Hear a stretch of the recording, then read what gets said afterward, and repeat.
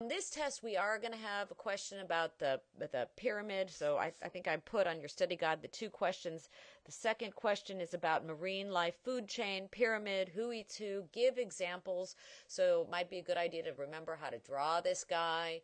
Say the first level is the primary producers, and give me some examples. The diatoms, the kelp, the autotrophs who photosynthesize, they're the bottom of the food chain. I would draw it, give examples, and say a sentence or two about each level. The herbivorous consumers, right? They're the first level heterotrophs that eat the autotrophs. They're vegetarians. They're herbivores. They eat the plants. So the snails or the krill or the zooplankton or the corals that, open and close and eat the phytoplankton, all kinds of creatures. The grazers, those sea urchins, they're grazers. They go eating the kelp. So we've got some snails, other kinds of creatures, the herbivorous consumers in the first level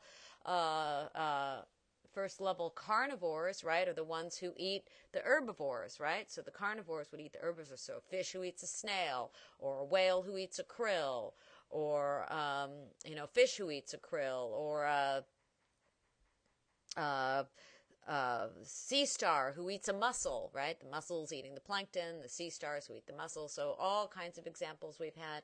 And then up second level carnivore, the medium fish who eats the little fish, the third level carnivore, the bigger fish who eats the medium fish, and then of course the top carnivore, right? And then the sun and the decomposers who cycle back the nutrients back into this thing. So you should be able to write, a half a page to a page about this food pyramid with examples.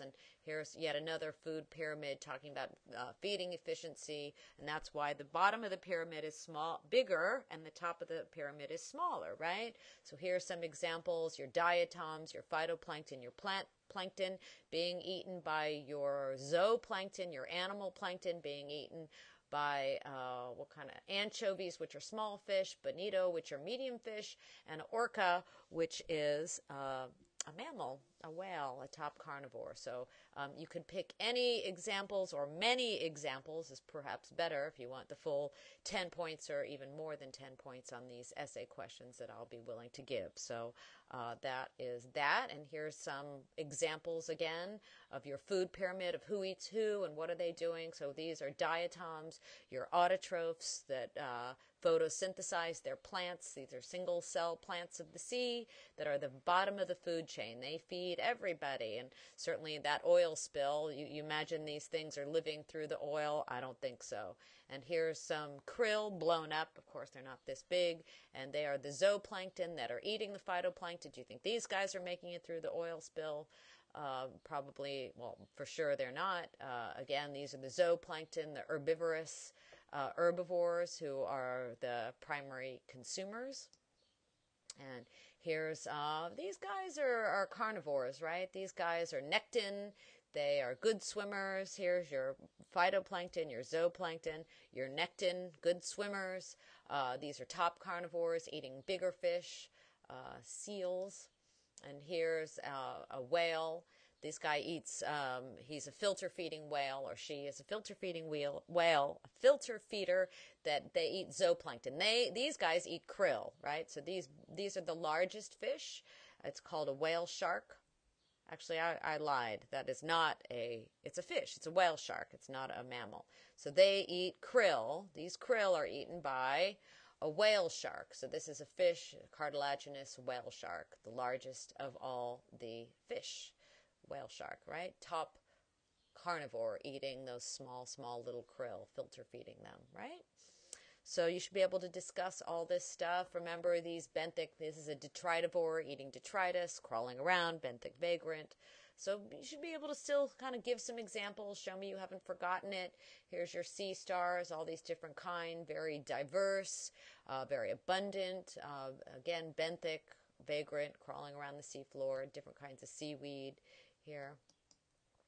And here's showing you where the most productive areas are. Remember, this would be the summer. You can see the red color, the polar area, lots of sunlight in the summer and lots of nutrients up here in the poles. And in the middle of the oceans, this dark purple color right in the middle of the ocean is actually a desert, right? Plenty of sunlight, but not very much nutrients, so nutrient poor. So in the middle of the oceans, you have less life. Near the coasts, you also have more life also. Here's another picture of the same thing on a round planet. Okay, we also talked about climate change, so you should be familiar with this. You can go to my website, climate.nasa.gov, if you're confused, but you should be able to describe and discuss what causes climate change, and you should describe and discuss what are the effects of climate change, or the consequences or the effects of climate change. So what are they, especially relating to the ocean and what you learned in class? I don't know why this is on here. Again, sea level rising is one of the consequences. Here's sea level rising in America, and you've already seen a lot of flooding going on in this part of the country recently, in the last few years. And here we've got kind of droughts, but this is what happens with sea level rise. And this, remember I told you about this in class, this is one of the countries where sea level is rising a lot. It's called Tuvalu. It's in the South Pacific. And this is what's starting to happen there. So some of these people are going to have to move because their ocean is rising so much that they're not going to be able to live. If you live on an island that's not very high above sea level, so these people are really suffering. Another thing that's suffering, one of the consequences of global warming is the animals that live in the ocean on the ice. So polar bears are, diminishing or decreasing. And here's a map of showing you where the polar bears are decreasing or diminishing because of the lack of sea ice that's melting because of global warming. And here's a polar bear. I don't know what this is. Looks like, I don't know what it is. Maybe it's trash. And again, I told you that you probably know more about oil pollution than the textbook does, and I'm sure the textbooks are going to be written in the next year or two. But oil pollution comes from all these things: shipping and accidents and river runoff and industrial waste and urban runoff and refineries. And here you go, offshore oil production or offshore oil spills. I'm sure this is going to be changed to a much larger amount from the air. If your car exhausts and the oil, and it rains back down into the ocean. And then naturally, there is also some oil seeping into the ocean just naturally. Again, I'm sure this guy is going to be adjusted in the next textbook. So this is old 2002. I'm going to put some stuff up. I'll put like a slideshow about the oil spill, and I have another article or two that I'm going to put on your website, so you can look over that and study that for the test as well. And please watch the video. There is a question on the test about the video. I'm not going to tell you what it is. If you watch the video, it's a movie. It's an hour-long movie on fish farming. If you watch it, you will get the test question right. And if you don't watch it, you could take a wild guess and get lucky if you want to. We talked about these other problems other than oil spills in the ocean, heavy metals, which are very toxic, even a tiny amount. They're super, super deadly. Then there's basically, these are pesticides, a fancy name for pesticides. So you spray it, people spray all kinds of crap on their crops and their grass. Instead of, what you can do to help is buy organic and not spray pesticides on your own property. But again, when it rains, those go into the river and then they end up in the ocean and cause all kinds of problems. And we also talked about solid stuff, not chemicals or liquid stuff.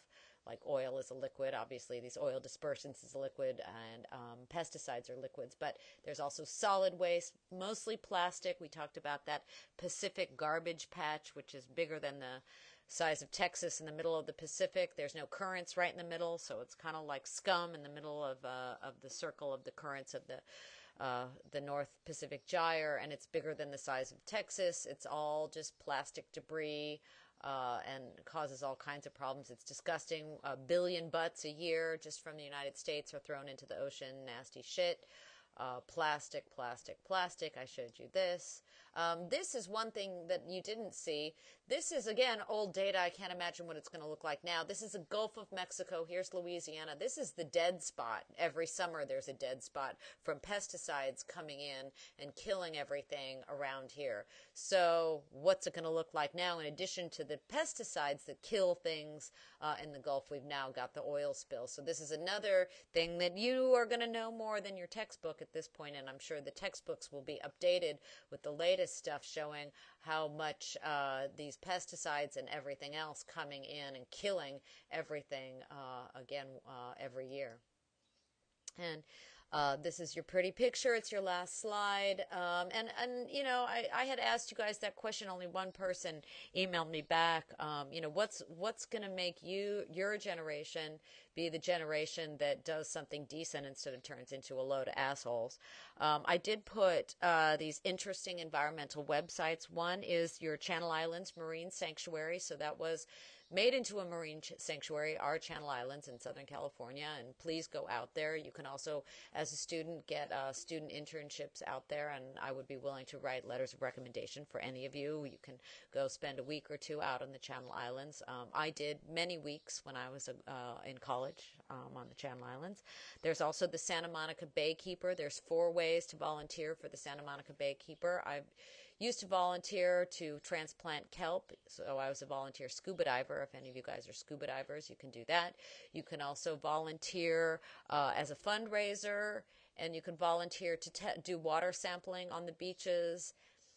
And then there's some other, I think there's some legal volunteering because they sue polluters. So there's four ways to work for Santa Monica Baykeeper. There's also the National Resource Defense Council, and they are an environmental lobbyist. And they basically, you get on their listserv and they send you emails. And all you do is you send letters to your representatives, or you send letters to government officials, and they get lobbied to to stop fucking up the environment. So it's really powerful, and you can see all the victories that they've made.